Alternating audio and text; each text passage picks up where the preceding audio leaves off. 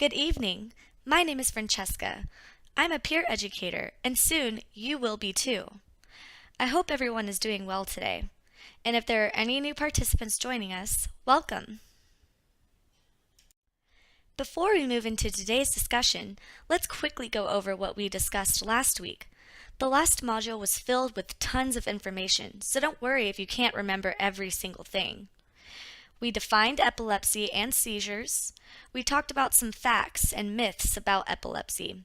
And we also discussed first aid. This module provides an overview of an array of pertinent topics in regard to self-management such as healthcare, medications, insurance, and management tools. It provides an in-depth look at what it means to manage one's health in a way that's practical. So, some questions to ask yourself are, who thinks that they manage themselves fairly well medically? Also, what works best for you? Let's start today's session by talking specifically about medical management. We have talked in prior sessions about medication side effects and how it can take a toll on your emotional and mental wellness. There are several different treatment options, and we will discuss them more in later sessions of the Peer Educator program. For now, this is just a brief overview. Medicine controls seizures for many people who have epilepsy. It may take time and careful, controlled changes by you and your doctor to find the right combination, schedule, and dosing of medicine to best manage your epilepsy. The goal is to prevent seizures and cause as few side effects as possible. After you find a medicine that works best for you, take it exactly as prescribed. The best way to prevent more seizures is to keep the right amount of the medicine in your body. To do that, you need to take the medicine in the right dose and at the right times every day. There's also the ketogenic diet. There is a special doctor's supervised diet called the ketogenic diet that we will discuss later that can help prevent seizures. It is usually used with younger children with hard to control seizures. Another treatment option is the vagus nerve stimulator. This is a treatment that works to prevent seizures by sending regular small pulses of electrical energy to the brain via the vagus nerve through a flat, round battery about the size of a silver dollar, which is surgically implanted in the chest wall. And of course, another treatment option is surgery. This treatment option is for people with epilepsy, but is dependent on where the seizures are happening in the brain and if the person has already tried other treatments.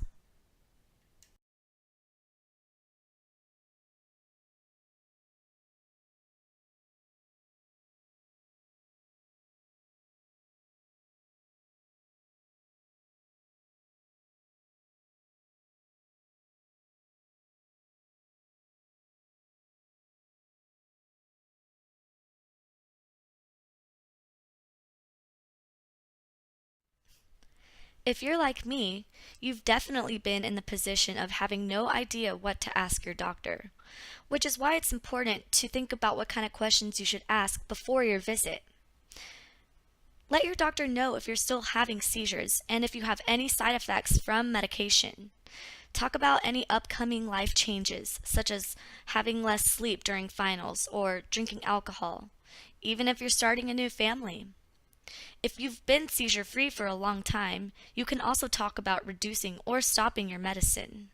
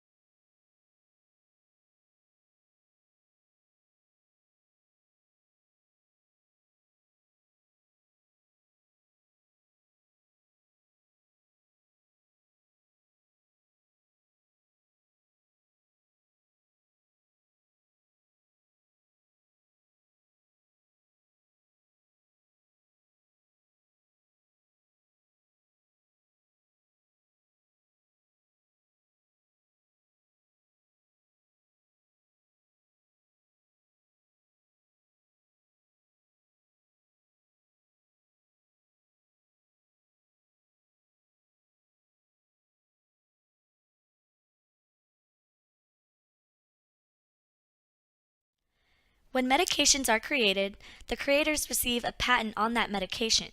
And when that patent expires, other companies can use the formulas to make their own medications with different fillers and other ingredients added. Generic is a term that refers to the medications in which the patent has expired. Competing companies are essentially making the same medications.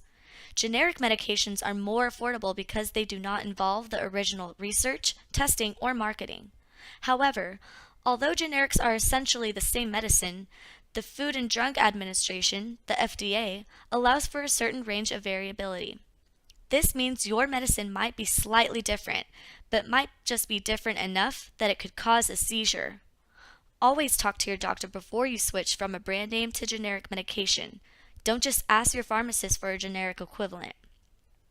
Likewise, you should never let your pharmacist change your prescription to a generic without asking you and your doctor first.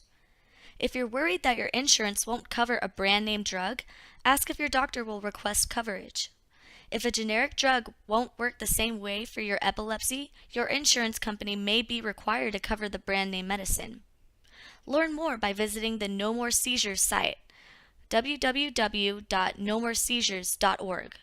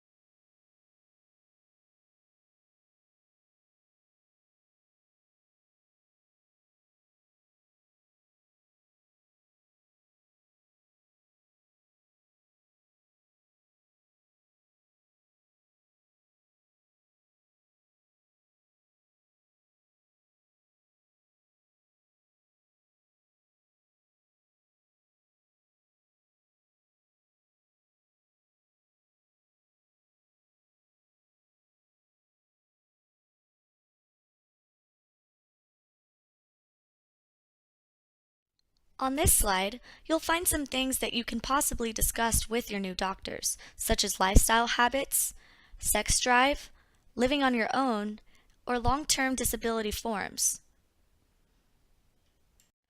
On the next couple of slides, we will talk about some management tools used for epilepsy. Texting for Control is a new system targeted to users aged 13 and older with mobile phones that allows them to receive reminders via text messaging about when to take medications, as well as receive motivational messaging if they are having a particularly tough week managing their epilepsy. The program also allows for recording of seizures in a patient diary, as well as tracking emergency room visits, rescue medications, and/or injuries. The system allows patients to see seizure patterns in graph or calendar form, as well as share that information with their family care providers, neurologists, or epileptologists. This program is a new and improved way of helping those with epilepsy to manage their lives in a way that is fast, convenient, and fun.